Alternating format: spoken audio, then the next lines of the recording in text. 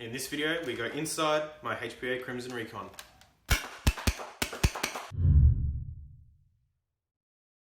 Alright guys, welcome back to the workbench, and as you can see, this inside breakdown is a little different because A, we're already inside the blaster.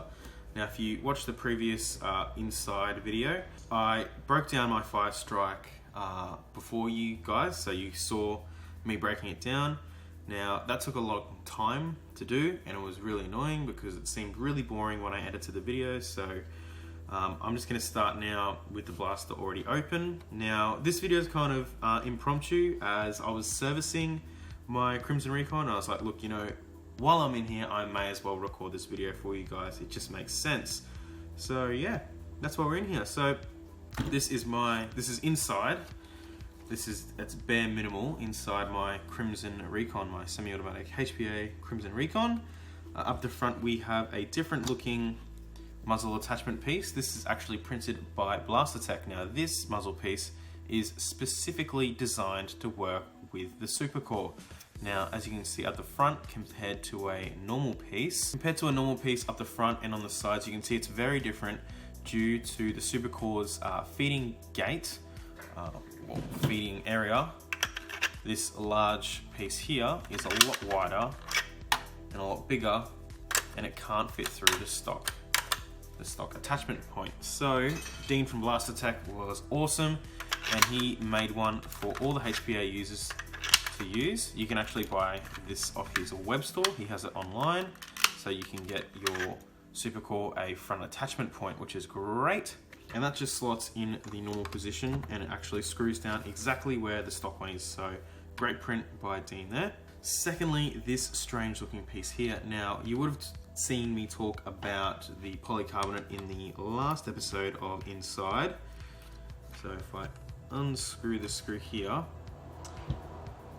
this piece of polycarbonate is solely there to make sure that the magazines that I put in this blaster don't tilt back and drop out. This is a standard Worker 10-round mag. It's my sniper mags. I run these in my Stefan blasters for now.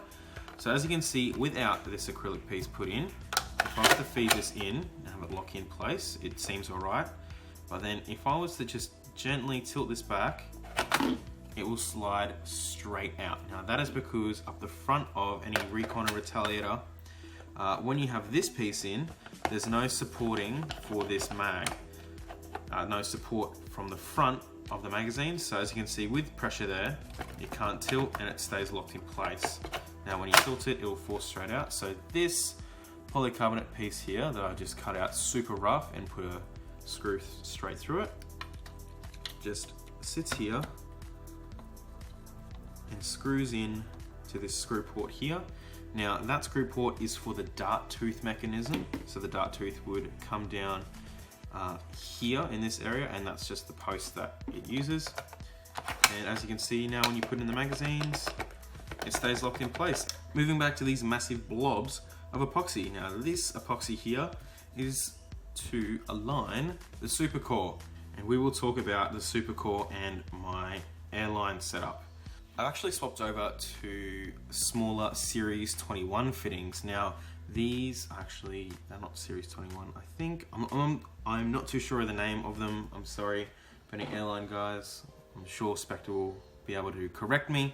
But these are Ligris Series 21. They are Series 21, I was correct.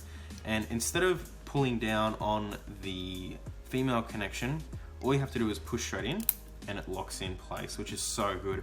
I find this to be a lot better than the Nitto Series 21 because A, they're a lot smaller, and B, just to operate them, it's just a really nice feeling just to, you know, clip that on. You give a nice assertive clip, and to detach, it's really simple as well. So I really like these Series 21 fittings. And then coming up here, I did a little cheeky on this build. I actually have a stem here. This is a stem piece. This is a 1/8 stem.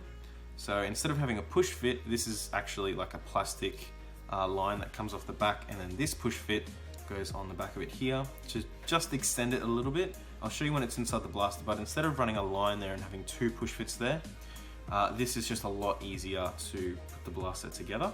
it makes it easier so there's no two push fits conflicting with each other. So if you had a bit of line between two push fits here and here, trying to disconnect that's really hard. But if you have this, all you got to do is take off one push fit and that unscrews from that, and it's just a whole lot easier and a lot cleaner as well.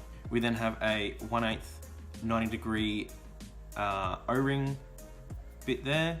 A little bit of airline, 6mm airline I run inside all my blasters, and I run 8mm hose, just for you guys to know. And then I have the same 90-degree elbow here with an O-ring fitting on the end of that. And then we get into the supercore. Now this supercore is the version 3 supercore. The version 1 was in Liam's Death Blossom. Version 2 is in the Bloody Katana. And then this is version 3, which is the production model, you could say, that everyone really has for their recons and any builds that they're doing. So I actually did a little bit of servicing on this today. I had to fix up the O-ring inside the stem piece, and I also had to upgrade the spring so that the better O-ring seal could then be forced back. So when you tighten up the O-ring seal inside the pusher stem here, sometimes the spring won't be always able to push the pusher back due to the high friction rate. I do have a lot of lubricant in there, but the extra spring does help a lot. I don't have an extra spring in there, I only have one spring. I've just got a couple more coils on the end of the spring, so it gives it a bit more oomph to push it back. So this dart post, this dart storage in the handle, which every Recon has, which is great, actually is the outlet and inlet for my airline. So you put that dart storage piece over the end. I can then drop in my core and internals. I'll give the stem a little bit of flack, and that drops straight in like that, and it's super secure. So all I did with this build, I don't even have any glue holding the pieces in. It all drops straight in due to just cutting things out carefully, making sure the inner walls are holding everything down. And yeah, so as you can see, the air inlet is actually housed by the dart storage area. So it's a really great way to do your airlines in the Recons instead of running it some other way or just dremeling out the bottom. It's a really stealth way of doing it. So now that everything's in, let's talk about the trigger area. This is my very rare and very cut up red anodized artifact trigger for the Recon. There aren't too many of these left in the wild, and I was so lucky to be able to find one in Australia for a reasonable price. Thank you to the person that sold it to me. Because there's a lot of rare things put into one blaster. You know, you've got a super core and a Crimson Recon with the artifact red trigger, and it just ties it all together. I absolutely love it. So the way the trigger mechanism works is, as you can see, if I was to just drop this trigger in without the piece that I run it with, you can see that the bottom of the trigger here is actually kind of pretty small. The contact area isn't a lot, and if I was to pull the trigger, it wouldn't actually depress the valve at all. So what I did to combat this was, yet again, use another piece of polycarbonate, and as you can see, it is a very small piece of polycarb. Now what this does is it actually sits on top of the valve like that. There's a hole drilled on the bottom, which then sits on the exhaust valve button, as you can see, and if I press that, it will depress. It is then sloped to the exact angle as the bottom of this red artifact trigger. So when I put the trigger in with the spring,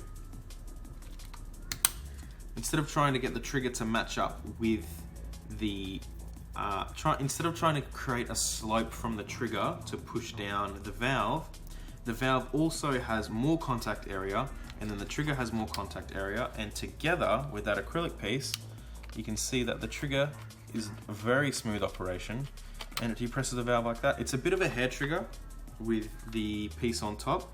It extends it and pushes it down ever so slightly, and it's a really nice assertive trigger pull. I really like how I've got it set up, and it took me a while to figure out how to do that. I wasn't sure if I could even run this red trigger, and then I tried this, and I was super happy when it actually worked.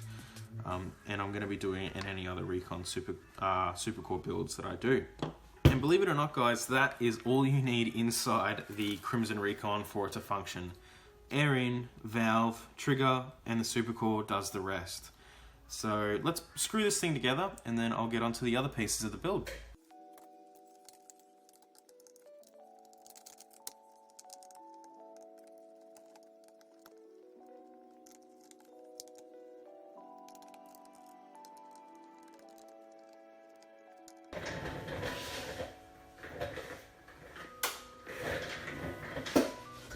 Hook it up to my compressor, clicked on.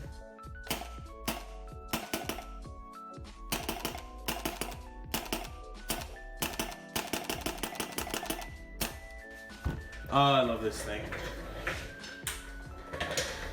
How can you not like the sound of that? That is so cool. Oh, it just brings a massive smile to my face every time I fire it. The last piece to screw it down is just the back cap bit. So we'll put that on.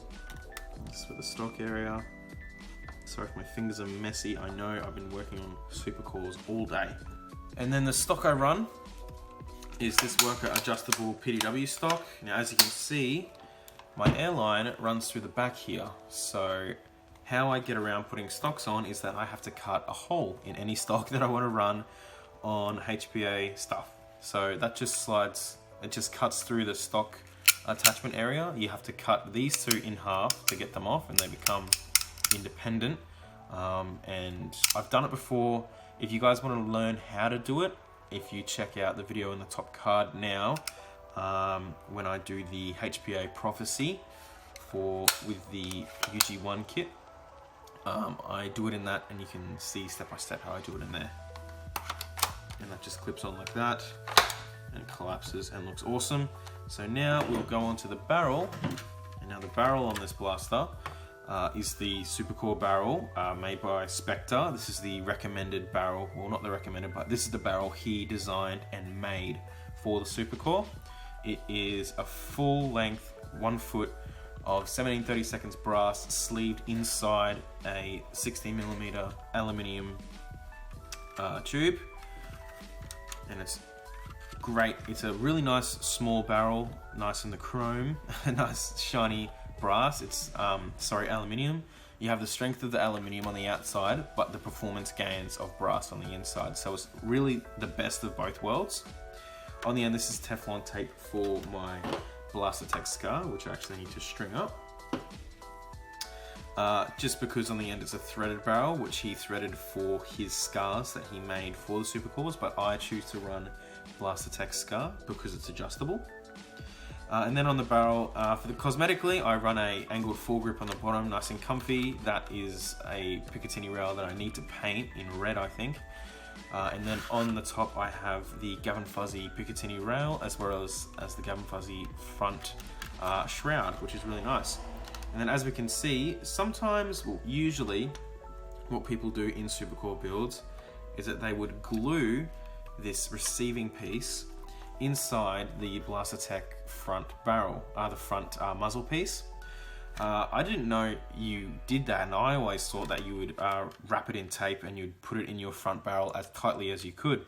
And then I saw everyone doing the opposite to that, and I'm kind of glad that I did it like this, because now I can take this out and put it in any other blaster and surface it and make it look nice and give it all the TLC it needs without having it glued inside the blaster. So I'm really glad I did it like this, and I would highly recommend to anyone that's doing a Supercore build to do it like this. Don't glue it inside the front attachment piece. Wrap it in tape and stuff it inside your front barrel. And then on the inside of the barrel, actually, another piece from Blaster Tech is a little 3D printed piece that acts as a ramp to guide your darts into the barrel. Instead of having a step up from the loading piece then to the normal barrel, it's a nice slope. It's just a little 3D printed piece that slots in, and you should be able to see it inside there. You can't, just that orange outer ring around there. Really simple piece. And then now I can just clip that on nice and easily, and then if I want to take my blaster apart and service just the barrel, I can take the whole piece out. So there's a big benefit to having your barrel located in your front barrel rather than trying to put it in with the main body. For my sight, I run this little red dot sight. I have no clue what brand it is. I got it off Wish. It's a good little sight. it locks down and comes off really easily with this side clip, so that when I want to service it, I don't have to undo Allen keys. I can just unclip this and lock it back down when I want it on there, which is really nice. And then for the grip, I have this rubberized grip. These are made for like pistols and stuff, but if you force it enough, you can get it over the grip here. And I love running it because it gives me just that extra comfort, and the thicker grip, this rubberized grip really helps to give you a nice comfy blaster to work with. And there we go, that's on there like that.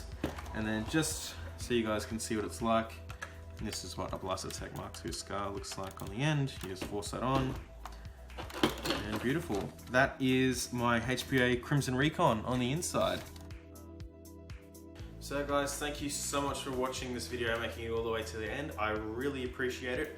I hope you learned something from this video and you now have the ideas and the know-how and what goes on inside a semi-automatic supercore build in a Recon, Crimson or not. I absolutely adore this build, and I know I haven't done an actual overview of this blaster yet, like a traditional overview, but I think this video can kind of serve as that. I think I'll do an overview video, like a real short one of me usually firing it outside and stuff like that. But I hope you guys enjoyed the teardown as well, and the building of the process and showing you everything and how it all works. So thank you so much for watching. I really do appreciate it. If you want to catch up with me when I'm not making videos, check my Facebook and Instagram links in the description, and I'll see you guys in the next one.